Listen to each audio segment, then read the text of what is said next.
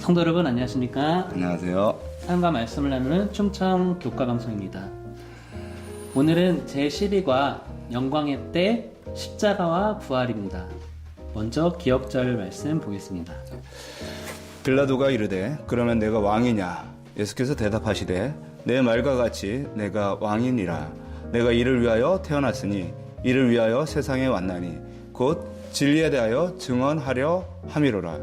무릇 진리에 속한 자는 내 음성을 듣느니라. 요한복음 18장 37절 말씀. 오늘 우리는 역사상 가장 심오한 사건 중에 하나인 요한복음에 나오는 예수님의 십자가 처형과 부활을 탐구하고자 합니다. 요한복음은 우리에게 독특한 관점을 제시합니다. 이는 무슨 일이 일어났는지 뿐만 아니라 왜 그런 일이 일어났는지에 초점을 맞춥니다. 모든 세부사항, 모든 단어는 하나님의 사랑과 진리, 구원을 위한 계획에 대한 중요한 것을 드러냅니다. 우리는 빌라도의 유명한 질문인 진리가 무엇이니까? 에서 시작하여 마리아와 부활하신 예수님이 삶을 변화시키는 만남으로 끝나는 이러한 강력한 순간들의 장면별로 풀어보고자 합니다. 함께 우리가 교과를 보고 따라와 보시기 바랍니다. 일요일 소지입니다. 진리가 무엇이냐? 요한복음 18장 28절에서 38절 말씀인데요. 예수님은 십자가 앞에 끌려가시면서 37절에 이런 말씀을 하십니다. 내가 이를 위하여 났으니, 십자가에 끌려가는 그것을 위해서 났으니, 이를 위하여 내가 세상에 왔으니 곧 진리에 대하여 증거하려 함이니라 라고 말씀하십니다. 서두에서도 우리가 말씀드린 것처럼 38절에 나오는 이 빌라도의 대답이 오랜 세월을 걸쳐서 울려 퍼지는 질문입니다. 과연 진리가 무엇인지, 진리가 무엇입니까? 그런데 참으로 슬픈 일은 빌라도가 정말 우리 모든 인류에게 가장 중요한 질문을 해놓고서도 그 빌라도 자신은 그 질문에 대한 대답을 듣기 위해 기다리지 않았어요. 돌아와서 떠난 것이죠. 가슴이 아픈데요. 여기에 진리의 화신인 예수님이 계시는데 요한복음 14장 6절에 내가 곧 길이요 진리요 생명이니 라고 말합니다. 빌라도는 심오한 지혜를 들을 수 있었지만 오히려 그것을 피하기로 결정을 합니다. 진리를 알 수 있는 기회가 왔을 때 이것을 피하는 것이 우리에게 쉬운 일일까요? 피하지 않는 것이 쉬운 일일까요? 우리가 이 땅에서 살아갈 때 하나님의 진리에 참 반대되는 생각으로 가득 찬 이런 세상에 살고 있는 것 같습니다. 빌라도처럼 우리도 하나님의 진리이신 예수님을 알아가고 분별하는데 종종 어려움을 겪을 수 있습니다. 그러나 예수님께서 명확하게 말씀하십니다. 요한복음 8장 31절부터 32절에 너희가 내 안에 거하면 참 내 제자가 되고 진리를 알지니 진리가 너희를 자유케 하리라.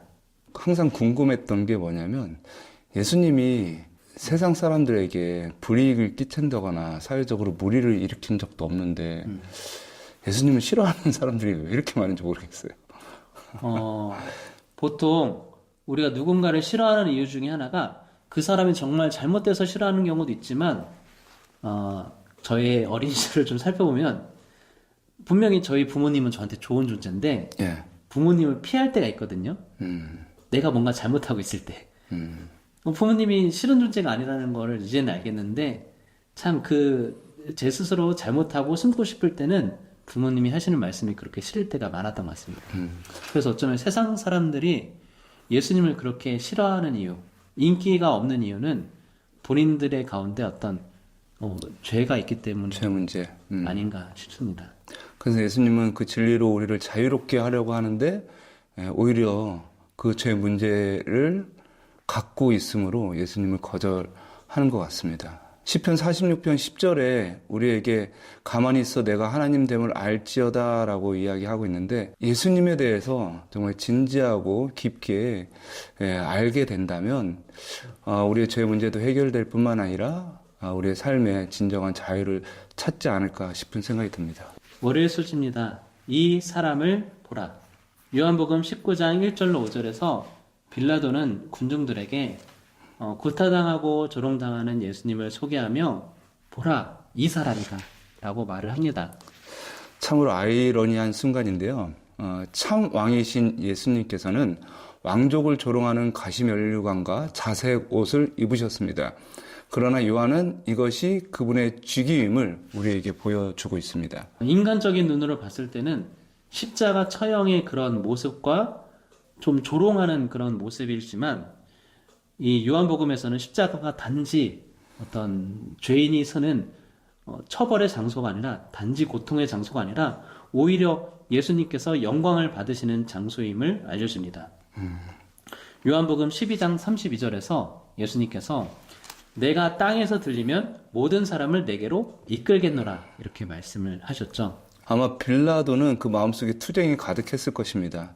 분명히 예수님이 무죄하다는 것을 알고 있었습니다. 그는 요한복음 18장 38절, 그 다음에 19장 4절, 19장 6절에 3번이나 그렇게 말합니다. 이 사람에게는 죄가 없다. 그러나 그는 백성들의 압력에 굴복을 합니다. 마태복음 27장 24절에 빌라도는 결국 무죄를 주장하면서 자기의 손까지 씻습니다. 그러나 그 무죄한 사람을 처형대로 옮기기를 결정을 하는 것이죠. 이 빌라도의 행동이 우리에게 참 교훈이 됩니다. 작은 타협. 어쩌면 빌라도에게는 그동안 판결했던 여러 재수 중에 하나를 지나치는 것처럼 작은 행동이었을 수도 있을 겁니다. 그런데 이것이 큰 결과를 초래하게 되었죠.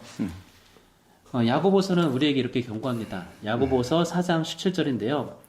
그러므로 누구든지 옳은 일을 행할 줄 알고도 행치 아니하면 죄니라 라고 경고를 합니다. 예. 빌라도가 예수님 보고 보라 이 사람이다 라고 많은 군중 앞에서 군중들의 시선을 그에게 집중시켰는데요. 침례 요한도 보라 세상 죄를 지고 가는 하나님의 어린 양이로다 라고 하면서 많은 군중들의 시선을 예수님께 이렇게 이끌게 되었습니다. 어떤 시각으로 또 어떻게 바라보느냐에 따라서 사람들의 운명이 달라지는데요. 빌라도와 함께 섰던 그 군중들은 예수님을 거절하고 예수님을 죽이는 데 동참하게 되었습니다.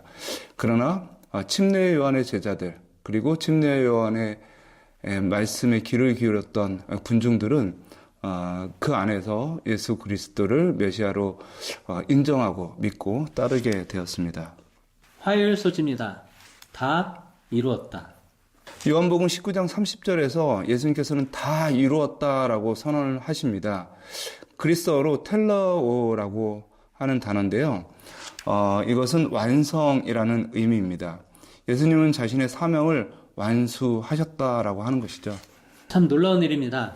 이사야 53장에 고난받는 종부터 출애굽기 12장 6월절 어린 양까지 예수님께서 모든 예언을 성취하셨습니다. 네. 히브리서 10장 10절에서는 예수 그리스도의 몸을 단번에 들이심으로 말미암아 우리가 거룩함을 얻었느니라고 설명합니다. 그리고 그분의 희생은 항상 완전했습니다. 에베소서 2장 8절에서 9절은 우리에게 이렇게 상기시킵니다. 너희는 그 은혜를 인하여 믿음으로 말미암아 구원을 받았으니 이것이 너희에게서 난 것이 아니오 하나님의 선물이라. 행위에서 난 것이 아니니 이는 누구든지 자랑하지 못하게 함이라. 예수님의 말씀은 우리에게 그분의 사역이 완전하다는 것을 신뢰하도록 권면하십니다. 빌립보서 1장 6절에 우리에게 말씀하시기를 너희 안에 착한 일을 시작하신 이가 예수 그리스도의 날까지 이루시리라고 격려합니다. 예. 수요일 소지입니다. 빈 무덤. 함께 요한복음 20장 1절로 10절을 살펴보겠습니다. 막달라 마리아는 일요일 이른 아침에 무덤에 도착하여 무덤이 비어있음을 알게 되었습니다. 그녀는 달려가서 베드로와 요한에게 말하는데 그들은 그 예수님의 무덤에서 별도로 아주 깨끗하게 접혀있는 옷을 발견하게 됩니다. 옷이 이렇게 깨끗하게 접혀져 있다라는 것은 예수님께서 이렇게 딱 부활하시고 나서 자신의 옷을 이렇게 개따랐는 얘기거든요. 그 와중에 목사님은 어떠십니까? 딱 일어나시면은 뭐부터 하십니까? 친구 정리를 하셔요? 아, 부끄럽지만, 제가 잘 때 돼서야 깨닫습니다. 자러 갈 때쯤 돼서야, 내 침대가 이렇게 지저분하다니.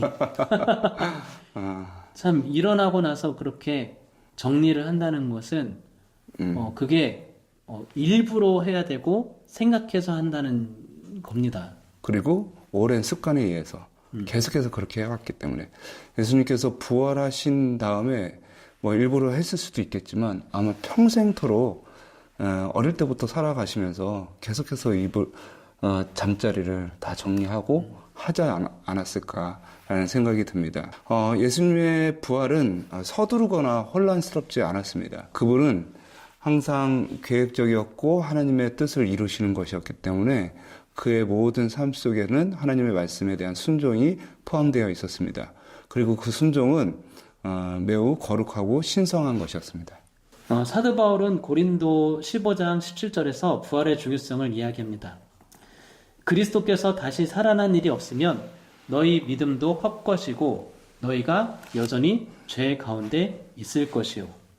예수님께서 부활하시지 않았다면 우리가 예수님을 믿는 것이 헛된 것이 되고 예수님께서 부활하시지 않았기 때문에 우리가 아무리 율법을 지킨다 할지라도 여전히 죄 가운데 있다 하면서 절망스러울 수밖에 없다라고 얘기합니다. 하지만 다행히 예수님께서 부활하셨으니까 그렇지 않음을 우리에게 말해주고 있습니다. 네.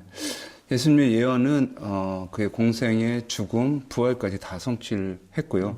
그리고 사실은 예수님께서 하늘에 올라가서 중보 사역까지 하시고 또한 대속죄의 사업까지 하시는 그 모든 것들이 다 예언되어 있지 않습니까?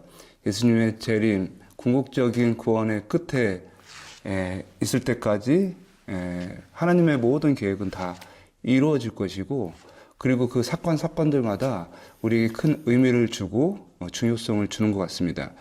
그분이 부활하셨기 때문에 우리에게 희망이 있고요. 그분이 죽으셨기 때문에 우리가 예수님께 나올 수 있었고 그분이 중보사역을 지금 하고 계시기 때문에 우리가 더욱더 예수님과 깊은 관계 속에서 살아갈 수 있고 또 성령의 체험을 할 수 있는 것 같습니다. 특별히 로마서 6장 4절에 그러므로 우리가 그의 죽으심과 합하여 침례를 받음으로 그와 함께 장사되었나니 이는 아버지의 영광으로 말미암아 그리스도를 죽은 자 가운데서 살리신과 같이 우리도 또한 새 생명 가운데서 행하게 하려 함이라 라고 말하고 있습니다. 예수님의 부활하심은 정말 우리에게 너무너무 소중한 모본이고 또 보증입니다. 주님께서 부활하심으로 우리가 다시 살 수 있는 희망을 갖게 된 것에 인하여 감사를 드립니다. 아멘. 목요일 소지입니다. 예수님과 마리아. 우리가 잘 아는 대로 이 이야기는 아주 개인적인 순간입니다. 막달라 마리아가 예수님을 만난 일인데요. 아주 슬픔에 잠겨있는 막달라 마리아. 그녀에게 예수님께서 찾아오십니다. 그리고 마리아라고 이렇게 부르시는데요. 그렇게 부르실 때까지 이 슬픔에 잠겨있는 그녀는 예수님을 알아보지 못했습니다. 마리아에게 있어서 그녀의 이름을 부르는 정말 그 음성 그리고 그녀의 이름 예수님의 입에서 나오는 그녀의 이름의 그 한마디가 모든 것을 바꿔놓았습니다. 마치 요한복음 10장 27절에서 예수님께서 말씀하셨죠. 내 양은 내 음성을 들으며 나는 그들을 알고 그들은 나를 따른다. 정말 마리아는 예수님께서 마리아야 라고 딱 불렀을 때 정말 나의 주님께서 살아나셨고 나를 부르시는구나 바로 들었을 것입니다. 아니 귀신이라고 느끼지 않고 그분의 음성에서 예수님이 부활하셨음을 마리아가 느꼈던 것 같습니다. 왜냐하면 오랫동안 들은 그 목소리에는 그분의 감정과 그분의 생각과 그분의 뜻이 있기 때문에 그걸 들어왔던 사람에게는 그 목소리 자체가 엄청 기억에 남을 거라고 생각이 듭니다. 그래서 양들이 그 목자의 음성을 듣는 것처럼 그리고 강아지가 그 주인의 음성을 듣는 것처럼 아마 마리아가 깨닫지 않았을까 생각이 듭니다. 마리아의 이야기는 예수님이 우리의 어려움 속에서 우리를 만나신다는 것을 보여주고 있습니다. 시편 34편 18절에 보시면 이렇게 되어 있습니다. 여호와는 마음이 상한 자를 가까이 하시고 중심으로 통회하는 자를 구원하시는도다. 마리아처럼 우리도 예수님의 음성을 듣고 그런 좋은 소식을 받고 또한 나누도록 부르심을 받았습니다. 마리아가 예수님을 만나고 나서 자기만 안고 끝나는 것이 아니라 다른 사람들에게 전하러 가죠. 18절에서 그녀가 이제 증언을 합니다. 내가 주님을 보았다. 그것이 오늘날 우리의 어떤 증거의 기초와 동일한 게 아닐까 생각합니다.